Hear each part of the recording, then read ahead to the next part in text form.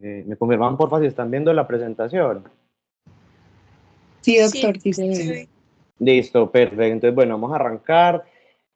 Como les decía antes a María, muchas gracias pues por esta invitación y felicitarlos pues por esta iniciativa de generar este tipo pues como de conversaciones en torno a la dermatología. Hoy vamos a hablar sobre cáncer de piel. Para quienes no me conozcan, yo soy Miguel Mateo Cuervo, soy médico y dermatólogo de la Universidad de Antioquia, soy docente de la misma universidad.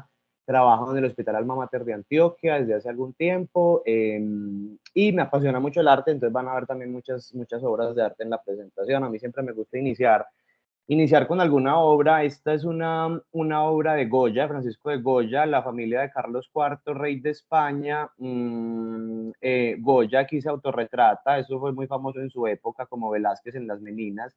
Y esta obra es bien interesante porque aquí está representada la hermana de Carlos IV, que es este que está acá a la derecha. Esta es la hermana que tiene como esta lesión acá en la cara. Este tipo de obras que representan lesiones en la cara son bien enigmáticas en la historia del arte, porque no se sabe si realmente representaban tumores como tal primarios de la piel, benignos o malignos, o si eran cosas que las personas se ponían, porque esto era bien común. Ahorita más adelante se los voy a mostrar.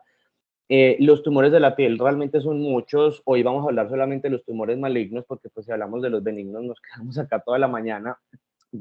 Esta va a ser la agenda antes del día. Vamos a hablar una breve introducción. Yo sé que aquí pues hay diferentes pues como grados de profesionalismo pues como en la medicina, desde estudiantes pues que están en semestres más abajo hasta pues quienes están más adelante. Entonces voy a tratar de abarcar como todo lo más importante. Los tipos de cánceres malignos más comunes que ocurren en la piel: carcinoma vasocelular, escamocelular, melanoma, uno que yo sé que muchas veces no se ve en el pregrado, que es la micosis fungoide, que es bien interesante que lo conozcan. Y al final, realmente el grueso de la charla van a ser unos casos clínicos, unos casos que yo que he visto pues en mi práctica, que les voy a mostrar pues como algunas particularidades de los tumores malignos de la piel para que aprendan de pronto cómo identificarlos un poco más rápido. Obviamente que tampoco pretendo pues que se vuelvan unos expertos haciendo diagnósticos de cáncer de piel, pero por lo menos que sí tengan esas herramientas y que sí comprendan cuáles son esas características que tienen que ver en las lesiones que son malignas en la piel. Entonces, el cáncer de piel es un cáncer muy frecuente. De todos los cánceres que ocurren en el cuerpo, de todas las neoplasias malignas, el carcinoma vasocelular es el más importante. Lo que pasa es que el comportamiento del vasocelular muchas veces no es tan maligno como uno espera en un tumor pues maligno, entonces por eso no se le da como la importancia que él realmente amerita, pero realmente el vasocelular es el más común de todos. Hay varios factores de riesgo para sufrir de cáncer de piel, pero definitivamente el más importante es la exposición a la radiación ultravioleta y entender que la protección solar nos protege de la gran mayoría de cánceres de piel. Y no solamente me refiero al uso de protector solar, sino en general pues como a la protección física, que saben que es mucho más importante incluso que el mismo protector solar. Entonces, para entender de dónde ocurre cada uno de esos tumores malignos de la piel, hay que entender más o menos la histología de la piel. Ahorita les muestro cómo se ve histológicamente, pues como representada, pero para que ustedes entiendan, la parte más externa es la epidermis, luego tenemos la dermis y finalmente el tejido celular subcutáneo. La gran mayoría de tumores malignos de la piel se originan de la epidermis. El estrato más grueso de la piel es el estrato espinoso, de donde se originan los carcinomas escamocelulares o los carcinomas espinocelulares. De la capa basal, que es la capa más profunda de la epidermis, están los queratinocitos basales. De allí se origina el carcinoma vasocelular. Los melanomas también se originan allí están ubicados los melanocitos. Y los linfomas cutáneos, que ahorita vamos a hablar de ese, que es la micosis fungoide, se originan de los linfocitos que normalmente están en la dermis y que por alguna razón se vuelven atípicos y migran y empiezan a invadir la epidermis. Entonces, así se ve histológicamente. Los escamos celulares se originan entonces en esta capa, en este estrato espinoso, que de allí entonces se le da el nombre de carcinoma escamo o espino celular. En la capa basal, que es pues como esa capa más profunda, la membrana basal, la que está pues como adyacente a la membrana basal, se originan los carcinomas vasocelulares, igual que los melanomas y los linfomas. Entonces aquí está representado un vaso sanguíneo, de allí pues saldrían los linfocitos que finalmente migran a la dermis, que ellos normalmente están ahí en la dermis, por alguna razón se vuelven atípicos e invaden la epidermis. Entonces, muchos tumores malignos, esencialmente los que son de origen escamoso, como el escamocelular, se originan desde una lesión premaligna. Entonces, cuando uno va y revisa, pues como el tema, además de hablar pues como de tumores malignos, hay que hablar de las lesiones premalignas, las que van a terminar originando a esos tumores malignos. Y las lesiones premalignas que más pues como van a llevar a un tipo de tumor van a ser las que originen el escamo celular. Ahorita vamos a hablar de algunas de ellas. El carcinoma vasocelular, la gran mayoría de las veces empieza de forma primaria. Él no tiene, la gran mayoría de veces no tiene una lesión premaligna que lo preceda, pero sí existe un tipo de lesión que podría originar vasos celulares, que es el neusebáceo de Jadasson. Ahorita lo vamos a ver. El melanoma también puede originarse de forma primaria, pero a veces existen lesiones premalignas que pueden preceder al melanoma, como los nevus gigantes, y hay otros tipos de tumores malignos. De todos esos vamos a hablar solamente de los linfomas cutáneos, pero pues para que sepan que existen otros tipos de tumores mucho más raros, los sarcomas, los carcinomas de células de Merkel, que saben que las células de Merkel también hacen parte de esa histología pues de la piel, las metástasis de otros órganos que llevan pues que llega a la metástasis a la piel, y otros tipos de tumores mucho más inusuales. Entonces vamos a iniciar con el tipo más común de lesión maligna de la piel, que es el carcinoma vasocelular. Pero antes de hablar de vasocelular, les voy a mencionar un poco sobre el nevus sebáceo de Jadasson, que es lo que les dije que es una de las, algunas de las lesiones pues como premalignas que podrían llevar a un vaso celular. El nevus sebáceo de Jadasson es una amartoma de glándulas sebáceas. Cuando hablamos en medicina de amartomas nos referimos a tumores usualmente benignos que tienen como el mismo tejido que normalmente debería estar en esa zona, pero que está de forma desorganizada. Entonces digamos que ahí pues hay glándulas sebáceas, hay epitelio, hay células de la dermis, fibroblastos, etcétera, pero aquí las glándulas sebáceas empiezan como a predominar, a desorganizarse y van formando entonces el tumor. Inicia como una zona alopésica desde el nacimiento o desde la infancia, que quizás desde el nacimiento uno ve como un parchecito alopésico pequeño, y con el tiempo, esencialmente en la adolescencia, ella va aumentando de tamaño y va teniendo como una superficie como verrucosa.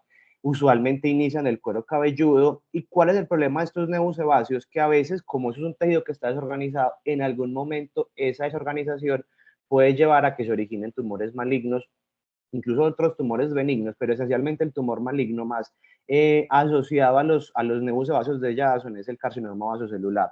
Aquí entonces, por ejemplo, se ve un paciente que tenía en el cuero cabelludo esta lesión, esta placa que se ve como de un color como medio entre anaranjado y rosado, con una superficie como lisa, brillante y algo como verrucosa, pero si ven que en uno de los bordes tiene este nódulo como un poco más oscuro, aquí se ve aumentado de tamaño.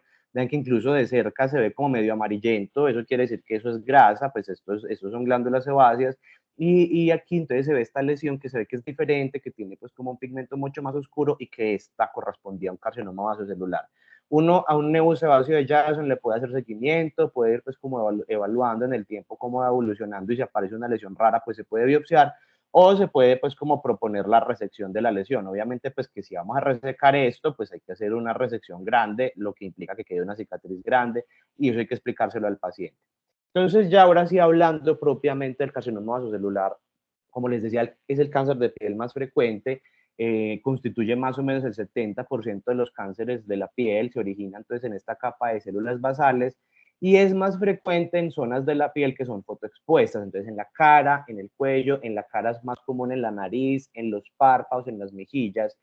Hay muchas formas como se pueden ver los vasos celulares, pero las características más comunes es que se ven como pápulas o placas. Esta, por ejemplo, es una placa, vean que es un poco más grande, que se ve usualmente rosada, aunque a veces van a ver que a veces pueden verse pigmentadas, pero una característica que sí es clave del vaso celular es que la superficie es brillante, que se ve como perladita, como esa, como incluso cuando uno le toma foto con el flash, se ve pues como ese brillo. A veces puede tener telangiectasias, como la capa basal, justo debajo de la capa basal están los vasos sanguíneos. Entonces, cuando crece el tumor, se puede traer vasitos sanguíneos y por eso se ven en la superficie. Esos vasos sanguíneos pueden llevar a que el tumor se ulcere. De hecho, este paciente, por ejemplo, tiene esta ulceración. Aquí esto es una costra serohemática, quiere decir que debajo está ulcerado y que sangró. Eso es muy importante cuando el paciente le refiere a uno: yo tengo cosas que me sangran y no me sanan. Y es muy raro que haga metástasis. Por eso es que el vasocelular, pues hablamos de que tiene un comportamiento que no es como tan maligno como los otros tumores. Él no evoluciona tan rápido, él tiene un crecimiento más como local. Usualmente el crecimiento es muy lento, uno no espera que crezca rápido. Existen algunos que sí pueden tener un crecimiento un poco más acelerado, pero la gran mayoría crecen de forma lenta. Y clínicamente hay como varios subtipos de vasos celulares. El más común es el nodular, entonces que se ve como si fuera una pápula, un nódulo como este, ¿cierto? Que tiene todas esas características que ya les mencioné, perlado, brillante, con esas telangiectasias que usualmente dan la cara, en los pliegues nasolabiales, frente, párpados. A veces puede que no sea como tan nodular, que no se vea tan grande, sino que se vea como más planito, como una placa un poco más plana. Ahorita se los voy a mostrar. Entonces se llama ese fenotipo, ese tipo superficial. También es un eritematosos. A veces pueden tener algo de escama, más que todo como por la resequedad que pueden producir como alrededor, y estos se pueden ver en otras zonas del cuerpo como en el tronco. Hay unos que se ven como si fueran cicatrices. Estos son los de aquí para abajo, este y el morfiforme, son los más difíciles de diagnosticar porque no tienen como las características típicas, no se ven como nódulos más, como grandes, no se ven tan rosados, sino que se ven como si fueran cicatrices. Sospechen cuando un paciente les mencione que le salió una lesión, que aparece una cicatriz de la nada, que no haya tenido como antecedente de trauma, porque ahí puede tener un tumor maligno, por ejemplo, un vaso celular. El morfeiforme parece como una esclerodermia. La esclerodermia es una enfermedad autoinmune de la piel en donde se produce esclerosis, donde las fibras elásticas, que son las que me permiten que yo pueda pellizcar la piel, se pierden. Entonces yo trato de pellizcar y eso no, pues no soy capaz de hacerlo porque se perdieron esas fibras. Ese tipo morfeiforme de vaso celular se ve así, se ve como esclerodermiforme, y los bordes a veces se ven como más amarillentos. Hay unos vasocelulares que desde el inicio inician como úlceras. Esto no es usual, es lo más común, es que un vasocelular inicie como el tipo nodular, como un nodulito que va creciendo lento, que de pronto se ulcera, pero a veces pasa que desde el inicio es una úlcera, y esas úlceras son rápidas. Incluso hay un tipo que se llama telebrante, que es mucho más rápido, afortunadamente es más raro, es más infiltrante, él va invadiendo entonces como esos tejidos vecinos, y así entonces se ven. Entonces vean que así, por ejemplo, se vería un tipo nodular, vean que se ve como una papulita, que se ve brillante con esas telangiectasias, pero miren que todo esto realmente es vasocelular, todo lo que está en la parte pues como inferior. Miren que todo eso se ve brillante, todo eso se ve anormal, esto es un vasocelular, este es otro, vean que este se ve pigmentado, no todo lo pigmentado es melanoma, eso se lo tienen que grabar. Los vasocelulares se pigmentan con mucha frecuencia. Vean otro, vean que da en la nariz, vean que ese también se ulceró, aquí está erosionado, se ve como esa superficie erosionada. Vean este otro, obviamente que este pues sí ha evolucionado mucho más rápido. Estos son esos que llamamos como esos fenotipos como ulcerativos, que se ven como úlceras que van creciendo muy rápido, pero noten que el borde de la úlcera se ve como sobrelevantado y también se logra ver como ese brillo. Estos son los más raros, estos dos son los más raros. Vean que este pareciera como una cicatriz, como que el paciente se hubiera quemado, hubiera tenido un trauma en esa zona, pero pues si el paciente no tuvo ningún antecedente de trauma o de golpe o de quemadura, pues hay que sospechar que pueda ser un vaso celular. Incluso ahí medio se le logra ver un poquitico de brillito acá en la periferia, y este sí es definitivamente el más difícil. Este es un morfeiforme, que miren que en la superficie no se ve como gran cambio. No hay brillo, no se ven telangiectasias, afortunadamente esto es muy raro. Y estos tipos de vasocelulares que son morfeiformes son muy, muy malucos en su manejo, porque si bien externamente no se ve como gran cambio, esos vasocelulares se meten, hacen pues como unas proyecciones que se profundizan más, y esto requiere que haya que hacer procedimientos quirúrgicos mucho más amplios. Entonces este es un caso, un hombre de 60 años que desde hace años tiene una lesión ahí en la región malar, que ha venido creciendo lentamente, es asintomático. La gran mayoría de vasocelulares son asintomáticos, por eso los pacientes no consultan. Ellos consultan cuando ya de pronto los ven muy grandes o cuando sangran. Generalmente el sangrado es lo que los motiva a consultar. Vean que este tiene pues como esta placa brillante muy bien definida, en el centro tiene una costra, es decir, que ahí debajo pues o está erosionado o está ulcerado, y eso indica pues que ahí sangró entonces es un vaso celular. Entonces, una clave bien importante para el vasocelular es esa superficie perlada. La gran mayoría de vasocelulares tienen como esa superficie perlada. Entonces, ¿yo qué debo esperar en un vasocelular? Usualmente ocurre en pacientes mayores, generalmente mayores de 50 o 60 años. Es muy raro en jóvenes, pero a veces puede llegar a ocurrir. El crecimiento es lento, ocurre usualmente en áreas fotoexpuestas, sobre todo en la cara. Usualmente tiene unos bordes muy bien definidos, es perlado. Entonces si yo no sé si está perlado, no le puedo poner una linterna, le puedo tomar foto con flash y con eso yo ya me doy cuenta si realmente la superficie es perlado o no. A veces sangra fácil, cuando se ulcera sangra fácil, entonces la gente le dice a uno, yo a veces en el baño me lo molesto y me empieza a sangrar y eso se me demora mucho para parar la sangre. Esto es algo que nos tiene que alarmar. Si tiene costras, porque ya se ulceró, entonces ya sabemos que ahí hubo sangrado, ¿cierto? Los bordes a veces se pueden ver como enrollados, a veces no se ven como del todo como bien definidos, sino que se ve como si estuviera como tratando de hacer como si se estuviera enrollando. Ahorita los voy a mostrar en uno de los casos clínicos y es muy común que hagan entonces estas telangiectasias, que son las que finalmente llevan a que el vaso celular sangre. Hay unas características que suponen como más malignidad en el vaso celular, obviamente que los que son más grandes, los que están localizados en algunas zonas difíciles, la región centrofacial, la región periocular, la nariz, las orejas, los labios. Un paciente que esté inmunosuprimido, obviamente que tiene un riesgo mayor a que de pronto se evolucione más rápido, el que ya haya tenido un vaso celular y que en la zona donde lo hayan intervenido vuelva y le aparezca otro vaso celular, que es lo que llamamos recurrencia. Algunos subtipos histológicos también acarrean un riesgo más alto, los que son morfeiformes, los infiltrativos, los que a veces tienen, además de ese comportamiento de células basales, a veces pueden tener como componentes camosos, esos son más difíciles de tratar, y los que sean más agresivos desde el punto de vista histológico, los que vayan invadiendo esos nervios o esos vasos, pues obviamente que son vasos celulares que tienen un comportamiento pues que es mucho más, que evolucionan mucho más rápido. ¿Qué hacemos entonces con un vaso celular? Pues lo primero es hacer biopsia para tratar de identificar si eso no es. Usualmente la hacemos con sacabocados, entonces sacamos un pedacito de la lesión, o a veces son lesiones tan pequeñitas que a veces las podemos sacar del todo. ¿Cuál es el tratamiento una vez ya tenemos el diagnóstico? La resección quirúrgica con márgenes. Entonces yo tengo aquí la lesión, la idea es que yo dejo un margen en general. En oncología, pues en dermatología oncológica tratamos como de no solamente sacar la lesión, sino dejar como un margen periférico de piel que yo veo que está sana para tratar de estar seguro de que la lesión salga del todo. En algunos casos se pueden hacer otros tipos de tratamiento dependiendo si el paciente no es candidato a cirugía, pero lo ideal es tratar de operarlo en la medida de lo posible. A veces cuando el paciente de pronto tiene alguna comorbilidad que no permite que se pueda operar, o que es un paciente muy anciano que tiene muchas cosas y que es muy difícil operarlo, de pronto ahí podemos hacer otros tipos de tratamientos.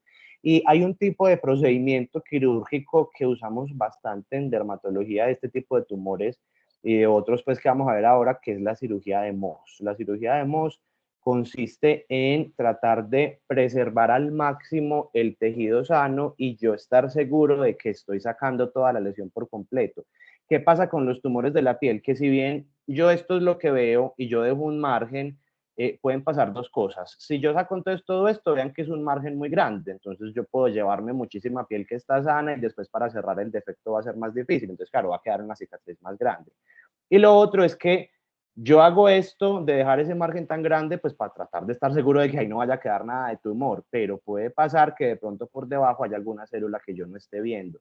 En la cirugía de Mohs, yo en el mismo acto quirúrgico saco pues el tumor obviamente con un margen mucho más pequeño, se lo envío al patólogo y él de inmediato hace la evaluación de la lesión, o el mismo dermatólogo, pues oncólogo que hace cirugía de Mohs está entrenado en hacer eso, entonces él va, lo mira y si ve que la lesión ya salió por completo, entonces ya puede cerrar. Eso me ayuda a preservar tejido sano y a estar seguro de que la lesión ya salió por completo.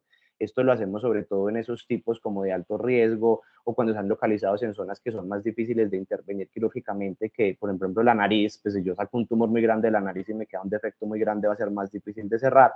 Entonces este tipo de procedimientos se proponen para estas lesiones. Obviamente que siempre debe tener protección solar, se debe continuar un seguimiento no solo de esa lesión, sino de otras zonas de la piel, porque pues si ya le salió un vaso celular en una parte, puede salir en alguna otra que también tenga daño solar. Y en algunos casos, cuando son vasos celulares muy grandes o cuando tienen muchos vasos celulares, se pueden hacer tratamientos como de inmunoterapia que van dirigidos a bloquear específicamente moléculas del sistema inmune que sabemos que están involucradas en el origen del vaso celular. Esto obviamente que sí es un manejo ya mucho más avanzado. Entonces, esto con respecto al vaso celular, el escamocelular es el otro tipo de tumor maligno de la piel.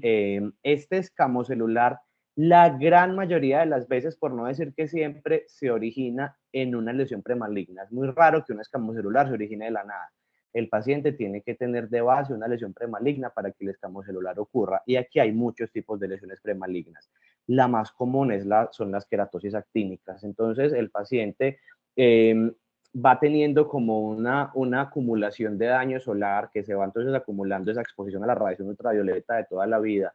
Eso va generando un daño celular, un daño entonces en ese ADN, que eso con el tiempo se va acumulando. Al principio pues no se ve, obviamente que los primeros años uno no ve daño celular, pero con el tiempo, después de los 40, 50 años, uno sí empieza a ver que van ocurriendo esos cambios. Obviamente que eso también depende de qué tanta exposición solar haya tenido.